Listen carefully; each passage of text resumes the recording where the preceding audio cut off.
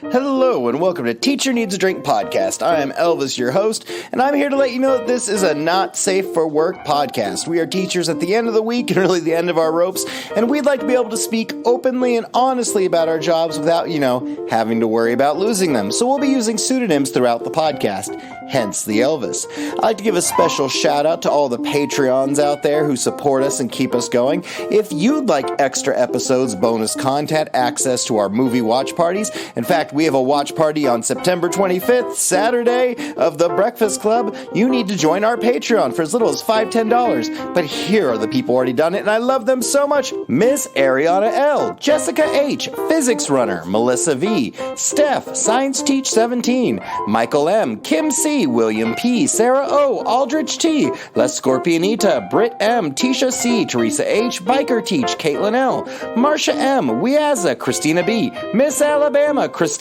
B., Megan R., Hoovian, Ashley M., Jason F., Amber H., JJO, Jeff S., Abby B., Ann T., Sarah B., Regina F., Anna L., Josie S., Sam B., Lucy P., Mary E., Jamie B., Hope H., Aaron D., Kristen W., Vanessa J., Mary C., Rylan L., Catherine S., RJR, Kristen C., Johanna H., Tony and Christina K., Irma A., Nimi, Melissa M., Lisa S., and Sarah N. Thank you to all of our fine friends at Patreon for supporting us.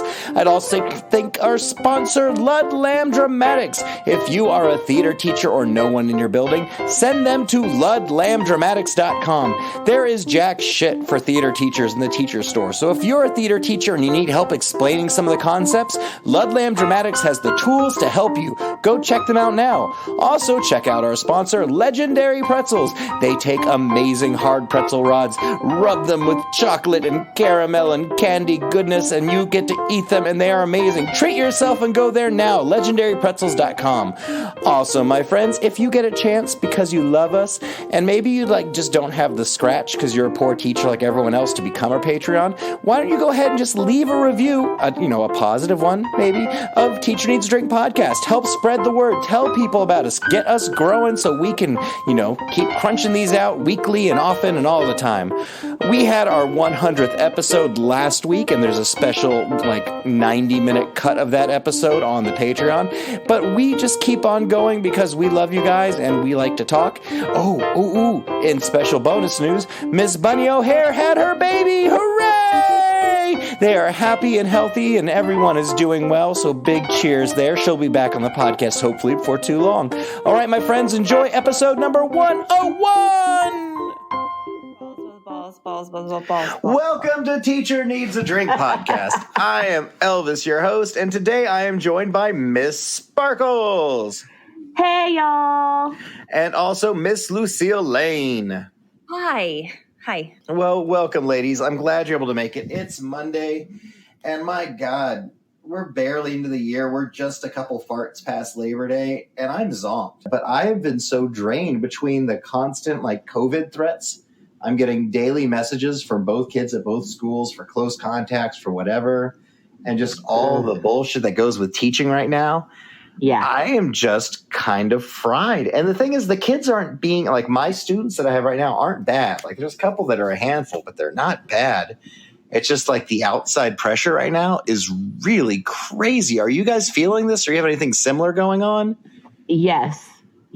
As listeners may or may not know, I was diagnosed with COVID on the 5th day of school, which is perfect timing when you're starting at a new school to get COVID 5 days in, right? Yeah. And really, I probably should have actually stayed home that 4th day. But I was like, I think it's just allergies. Spoiler, it was not just allergies. Please just be allergies. But it was not. It was COVID. I'm hearing that a lot, though. I'm hearing that a lot. I have a friend, and she was just like, well, I just had a runny nose and some congestion, and, and I just thought it was allergies. And she actually has COVID as well. Well, and that's the thing is, since I was fully vaccinated, when I first started getting symptoms, they were so slight that I was like, oh, I'm probably fine, right? It takes you a while to realize, oh no, I'm a breakthrough case. Damn. Yeah. But I got my vaccine 7 months ago, and I know they're pushing the boosters now. So I'm still going to get my booster next month because your girl's not dumb. And I got better really fast. Like Good. the day I was diagnosed, I was super sick, running a fever, shaking, sweats. The next day, I basically felt like I had a not even gnarly, but like kind of lame head cold. And then I just had like kind of a basic head cold feeling for the rest of that week. And then the next week I felt great. Like I felt good, except that I couldn't taste or smell anything. But that's where it's getting me, though, is because like living in Texas or anywhere in the South, allergies suck, especially this time of year. And so it's really, really bad. And I always get them badly. And I remember when I actually had COVID back in December, the day like I had it, I remember thinking that morning, man, my sinuses really suck. And they asked like, how? I was like, no, it's just allergies. I have this. And then I ended up having like the 3 weeks of COVID. And then last week or 2 weeks ago, my son got like, hey, your child had close contact with someone. You may quarantine if you want, but you don't have to. Both he and I are vaccinated. But we decided to get tested, but we stayed home for those 3 days because I don't want to go to work and be like, yeah, I got tested, but I didn't get results back. So I was waiting.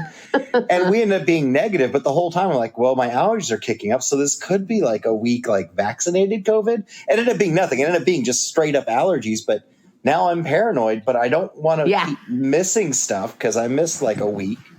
And like I've got the way they're doing school days now, they're not giving any grace for anyone taking COVID out. Like they count it as an excused absent, but I got like a truancy letter from my son on the third week of school because he missed 4 days. Like, well, if you miss any more, excused or unexcused, he has to be present. Like he might have had COVID. You told me to keep him home. I don't understand. And that's the problem is it's like they're telling us to stay home if we get like a close exposure or we have it, but then you're still getting punished. So like my district, thankfully, still gives COVID days, but they only give you 5 and they require you to be out for 10. That's bullshit. It's bullshit anyway. No, it's that bullshit. I was like, because I even emailed them and was like, hey, if I test negative, can I come back early? And the benefits was like, no, absolutely not. 10 days. And I was like, okay, sucks that I have to use 5 of my personal days. That's like half my personal days for the year, but that's cool, guys. Cool. Great. They've had to shut stuff down around here. Well, they're not shutting whole schools down. They're shutting it down class by class. My daughter's school, or her classroom, got put into tier 3 procedures because they had 4 positive cases. Their class was not allowed to be with other classes. Like they had to play on the basketball court instead of being on the playground.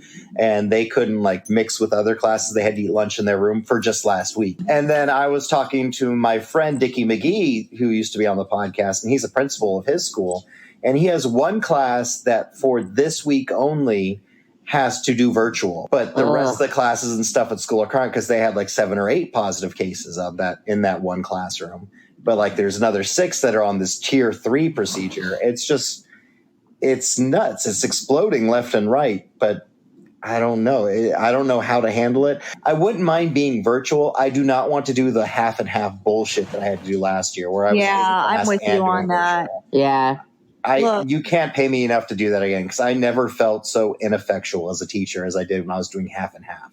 Look, people hate when I say this and they like, they grab their pearls and they like sigh real hard. And I liked virtual teaching. Like I really did. I had no problems with it whatsoever. And I teach SPED, you know, and I loved it. I loved feeling safe. I loved there is something to be said for that. There. Like I had everything right in front of my computer. Like if they didn't show up, it was just like an absence at school. Then they just didn't show up. That's not my problem.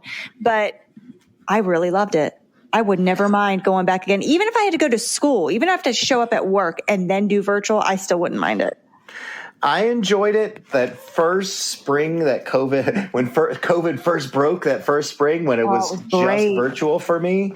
Then I could just like roll out of bed and I had my lesson plans to get in the computer and get back. But the next school year, last year, the 2019, or I guess the 2020-21 year, where I had to do half and half, man, fuck that. No, never again.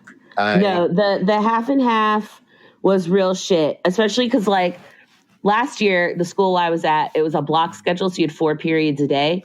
But because I was an elective teacher, I had to teach virtual during my conference period. And even though it was only 30 minutes twice a week, during that time became sucked up with getting ready for virtual teaching every day and making sure they had an assignment every day. And it just absolutely demoralized me and like destroyed my spirit. I could see that. No, and definitely. Yeah. And it's a big part of the reason I'm actually looking at getting out of teaching is I can't pandemic teach anymore. I just can't do it. It's so hard and like heartbreaking. Like I can't do it anymore. I'm just exhausted. Exhausted.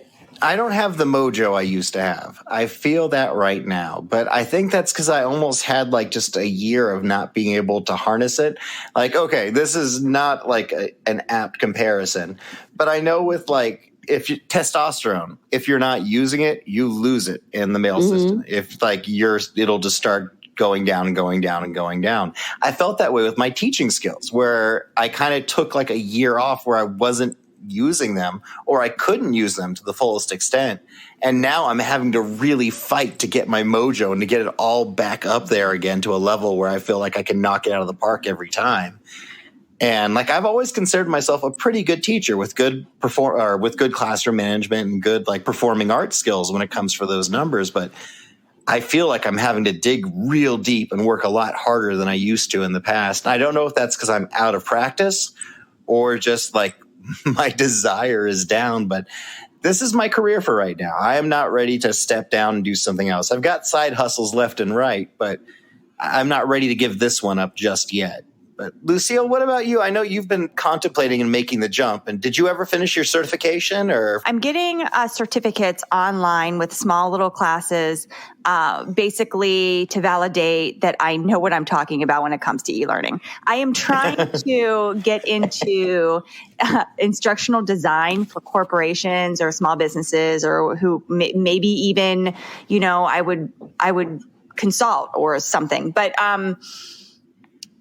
this is something I'm kind of working on because I'm just, teaching is exhausting. For 14 years is a long time, and I am feeling every single one of those years. And I'm just getting tired. And COVID is the reason actually why I don't want to teach anymore.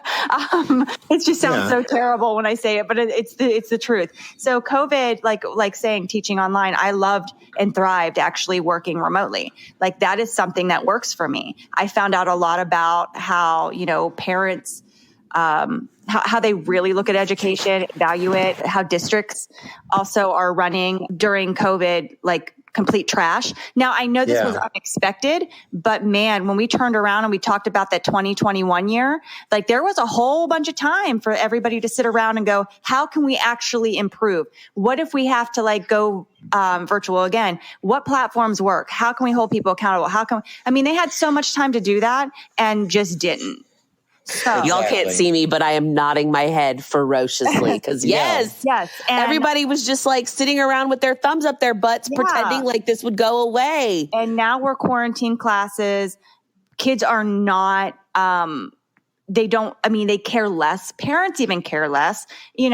Just the morale is really down at schools. This is what made me decide. I personally am trying to get out. And so, I'm looking for instructional design, and I'm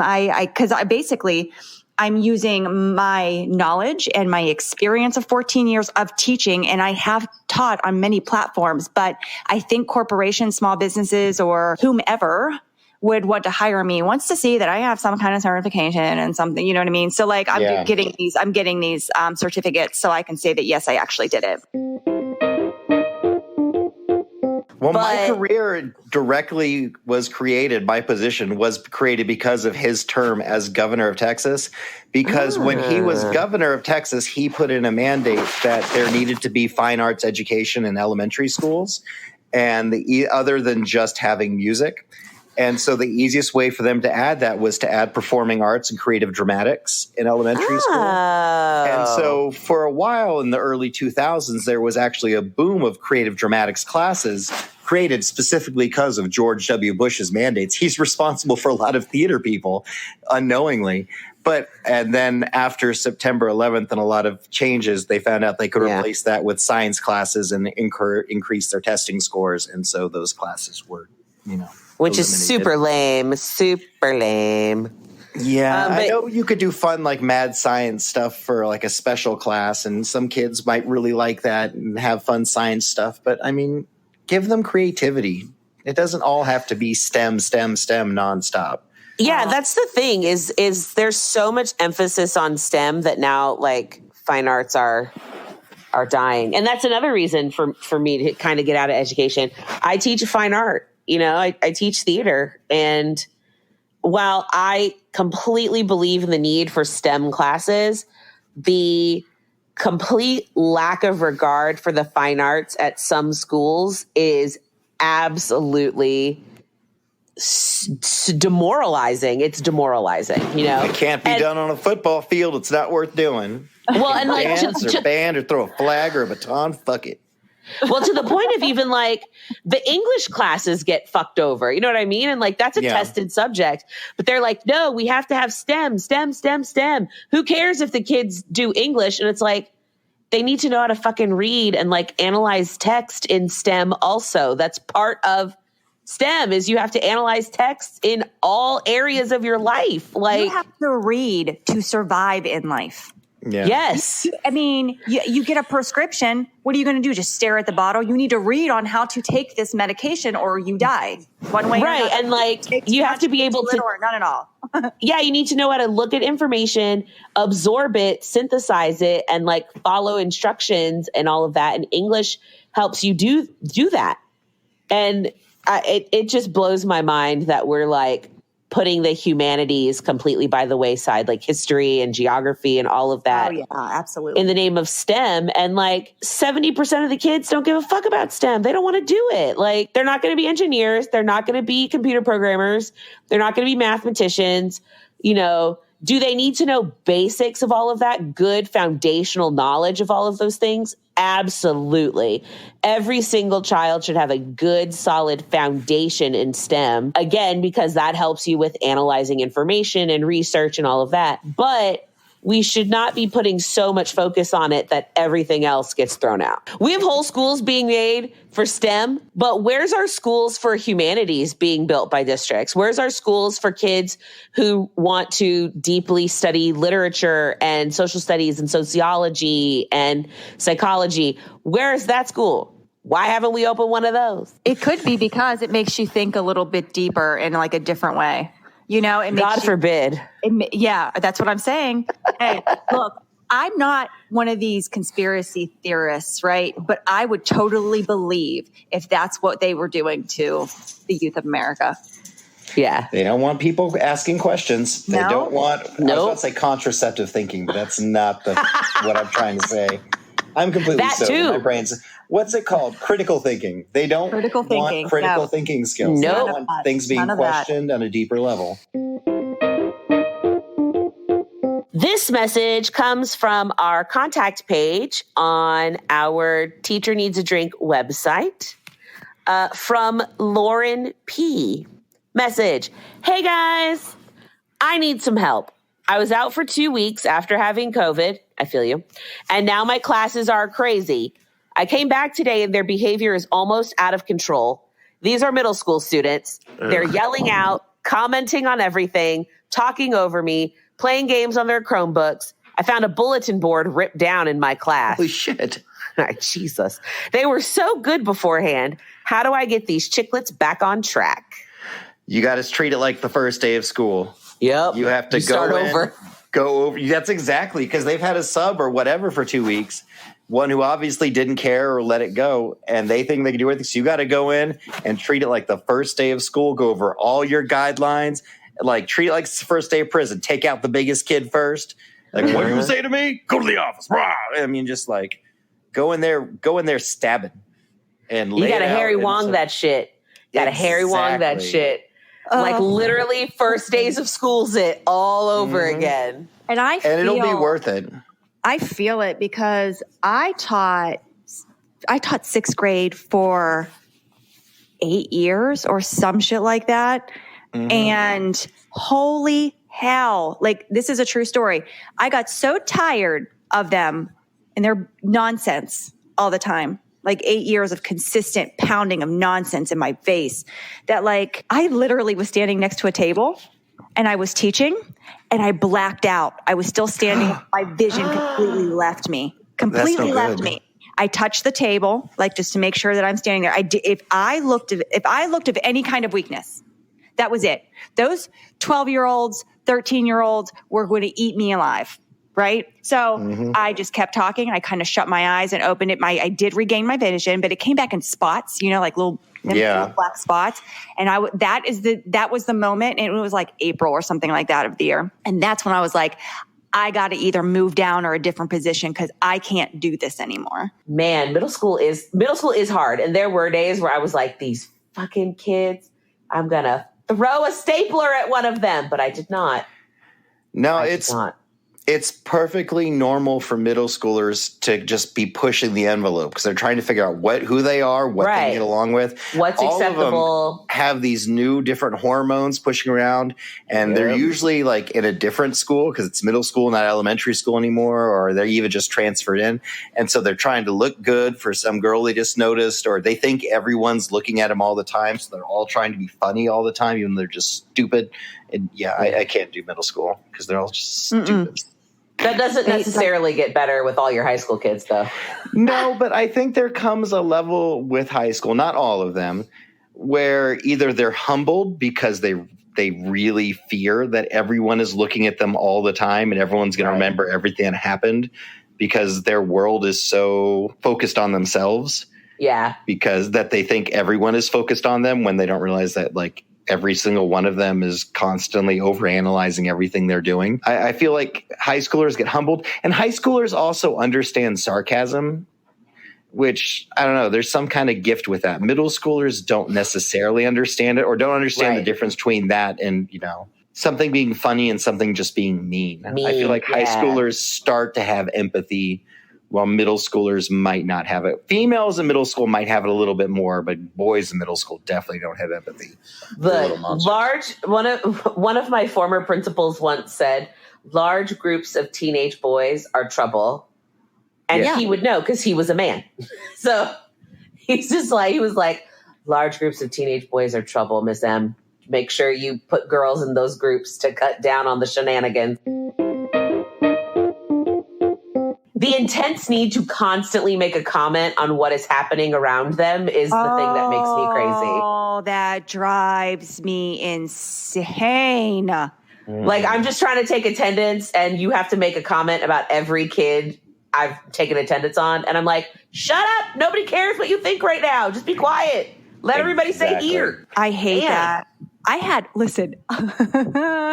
had a third grader doing that already, right? And I went in to co-teach. He started mouth just running like 50 miles per hour from the back of the room, called him by his name.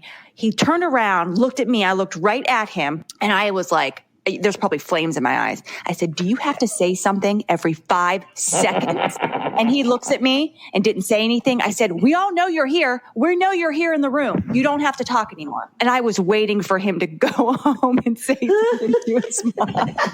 That's beautiful. Hey guys, guess what?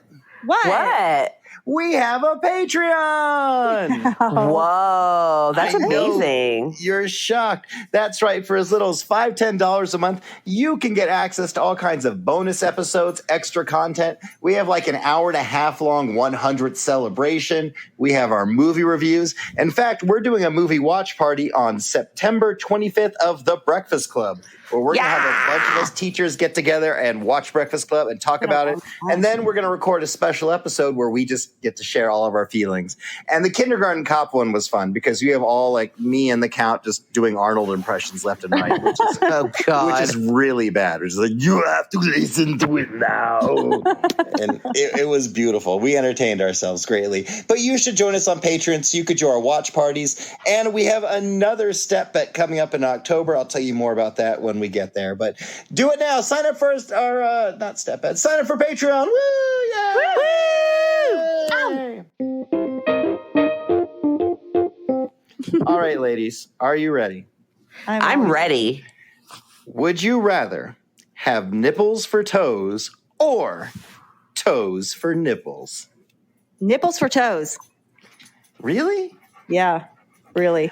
I don't know which one I'd have. I really want to hear some reasoning. No, I want to hear Lucille? reasoning from you. Why would you even want toes for nipples? Well, that's more fun. What do you mean? What do you mean you want a reason for me to put so that I have like nipples for toes? Because I can put shoes on and hide them always. You want little would toes it hurt like if you sticking stubbed out? your toe, like even worse? Like someone just coming and like flicking your nipple really hard? Wouldn't it be like the same thing? I don't know. I would think. And you break a toe at the same time. I don't know. I do like the idea of being called nipple toes. Okay, that sounds kind of fun. I see. Okay. I don't know. Miss Sparkles, what about you? Would you rather have nipples for toes or toes for nipples? Can I choose? I don't want any of that. I don't want any of that. I don't like it. I don't like it. I don't like the idea of having toenails under my shirt. I could definitely say that would be weird. Like, what if you like didn't trim? Like, 'cause you could go a few extra days. Like, you could even go like a week without like getting your toenails properly cut. And not everyone's going to see it. I mean, worst thing that happens, you might like rip a hole in a sock. But man, imagine having like a hole in your shirt because like your toe nipple, like nail, like cut through it. No, so again, nipple toes. I think I'm with you, Lucille. I think I'm with you. Okay, you're switching now? I switched sides. I didn't really have a side, but I've talked myself into it. Miss Sparkles, where are you going to go with? You could paint your toe nipples on your like. I don't want to have it's toe like a nipples pasty. or You could get like toes. the weird thing with like a fish in it. Like you've seen those crazy nails people have. No, I don't want any of that. It all sounds terrible. I don't like it. I thought it would be like, would you rather have toes for nipples or like go bungee jumping? Go through a car wash of penises?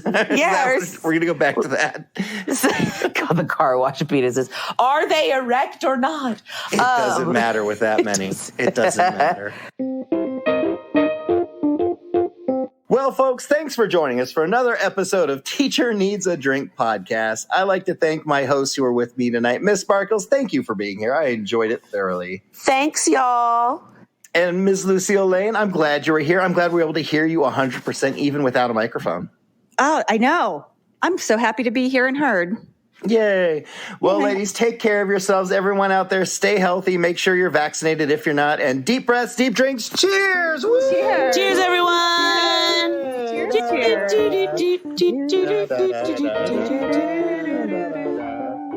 All right, ladies, I'm going to check out.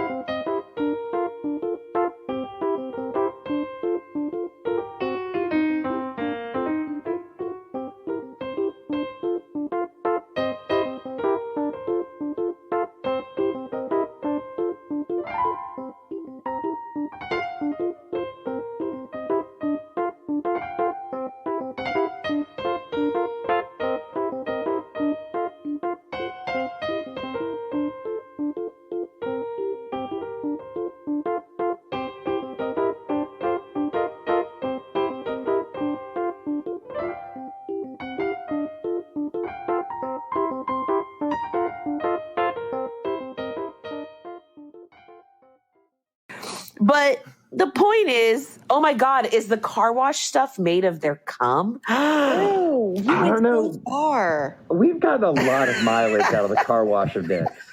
I mean, we can We've still been keep talking about this going. for like 2 months now. I know. The car wash of dicks is a very clear visual. It is so it is so vivid. And you know, the thing is, it's like no one went to the cum route until right now.